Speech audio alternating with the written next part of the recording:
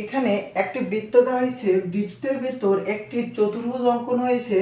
A B C D একটি চতুর্ভুজ, যার এ ই এবং সি এফ দুইটি বহির্ভূত দুইটা রেখা গিয়েছে। ওকে, এরপর বলা হয়েছে যে এইখান থেকে যার এই যে কোণটা এর মান হচ্ছে 80 ডিগ্রি এবং বলা হয়েছে এসি একটি কর্ণ চতুর্ভুজের। ওকে, এখন প্রশ্ন, এই কর্ণটা বলতে কি বোঝানো হয়? এই বৃত্তটার ব্যাসার্ধটা এই চতুর্ভুজের কি কর্ণ। ওকে, তার মধ্যে বলা হলো যে এখানে প্রশ্ন, এখান থেকে এই যে ব্যাসার্ধের মান 13 এবং এখানে যে লম্বটা হয়েছে তার মান কত বলা হয়েছে 5।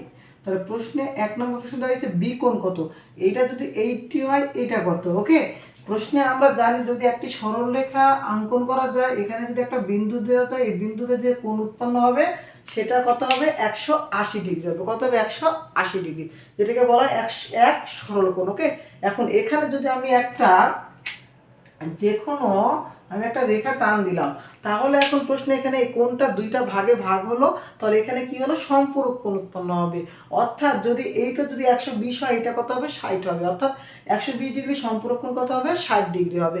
ক্লিয়ার? তাহলে এখানে প্রশ্ন এখানে 80 আছে, তাহলে এই যে রেখার উপর তাহলে এই কোণটা কত হবে 80 হইলে পুরোটার উপর যে কোণ এখানে যেমন নিচে উৎপন্ন কত 108, উপরে হইতে 180, নিচে হইতে 180, মোট কত 360। তার মধ্যে এখানে 80 পাইছি, তাহলে এটা কত পাবো আমরা 100 পাবো। তাহলে আমরা বৃত্ততে শিখছি কি যে যদি একটা বৃত্তের ভেতর চতুর্ভুজ অঙ্কন করা হয়, তার এক কোণায় বা এক পাশে যে কোণ উৎপন্ন করবে তার বিপরীত পাশে ওই দুইটা কোণ মিলে কত হবে 180 হবে। অর্থাৎ 180 থেকে আমরা 100 বাদ দিলে যেটা পাবো সেটা হবে। তাহলে এটার উত্তর কত হবে আমাদের 80 ডিগ্রি। তাহলে এটার উত্তর কত পাবো আমরা 80 ডিগ্রি। ক্লিয়ার? এই ছিল আমাদের বৃত্তের এই বি এর কোণের অ্যান্সার। এরপর আমি বলেছি যে এডির মান কত, কি বলেছি এরপর এডির মান কত। ওকে, তাহলে এই প্রশ্নটাকে ভালো করে বুঝবো। এখানে এসি তো একটা দেওয়া হয়েছে, এখানে আমরা চতুর্ভুজের কর্ণ আর বৃত্তের এটা কি কল্পনা করব ব্যাসার্ধ। তাহলে এসির মধ্যে এখানে আমরা ও এর মান দেওয়া আছে 13 এবং এখান থেকে ও আমি এটার একটা নাম দিলাম এম, ও এম এর মান দেওয়া আছে 5।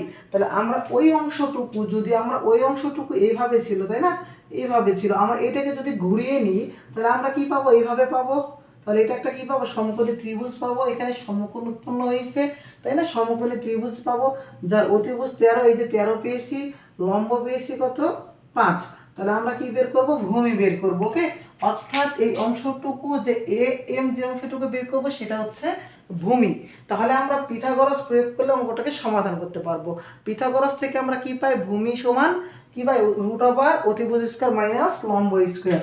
তাহলে আমরা ভূমি সমান কি পাবো, ভূমি সমান √ অতিভুজ, অতিভুজ বলতে 13 উপর করলে হয় 169, লম্বর উপর করলে কত হয় 25। তাহলে √ কত হবে 144, 144 কে রুট করলে কত পাবো 12 পাবো। তাহলে এ এম এর মান কত পাইছি 12।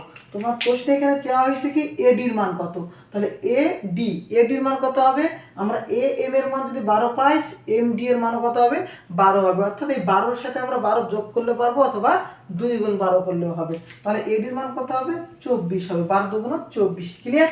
আমরা এই প্রশ্নটিকে এভাবে সমাধান করতে পারি।